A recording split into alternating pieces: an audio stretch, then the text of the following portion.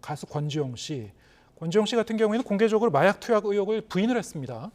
부인을 했고, 그런데 경찰은 지금 이미 내사 단계 지난 거죠. 지금 입건 단계인데 어느 정도 좀 물증을 잡았다는 그 의미입니까? 이거 어떤 겁니까?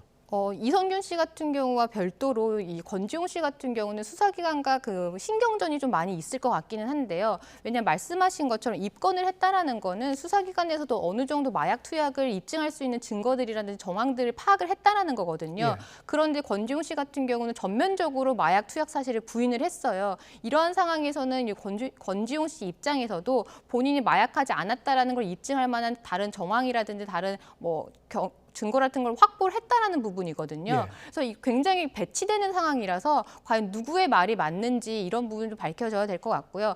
또 이거 같은 경우는 사실 아까 말씀드린 것처럼 그 신체 검사, 그러니까 혈액이나 모발을 통해서 검증을 해볼 수가 있을 것 같은데 만약에 1년 이전, 그러니까 이 체내에 남아있는 마약 성분이 남아있는 이전에 만약에 했다라고 했을 때는 예. 정말 이제 증거 싸움이 수사기관과 이 권지용 씨 사이의 증거 싸움이 좀 이루어져야 될 것 같습니다. 네.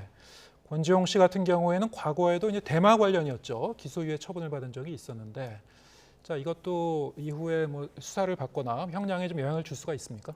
기소유예 처분 같은 경우는 이 법원에서 처벌을 받은 판결을 받은 기록은 아니기 때문에 네. 아까 전청조 씨 같은 경우처럼 누범이라든지 해서 형법에 규정되어 있는 가중처벌 사유는 아닙니다. 네. 하지만 법원에서 만약에 권지용 씨의 마약 투약 사실이 사실이라고 가정을 해서 판결을 한다라고 했을 때는 동종 이력이 있는지도 파악을 합니다. 그런 경우에는 이 대마 관련된 기소유예 처분, 그러니까 기소유예라는 거는 그런 행위를 했지만 처벌은 하지 않는다, 기소는 하진 않는다라는 부분이기 때문에 투약 자체에 대해서는 인정한 부분이잖아요. 그렇기 때문에 이런 이력이 있다라는 것 자체는 법원에서 양형을 정하는 데 있어서는 감안을 할 수밖에 없습니다. 네.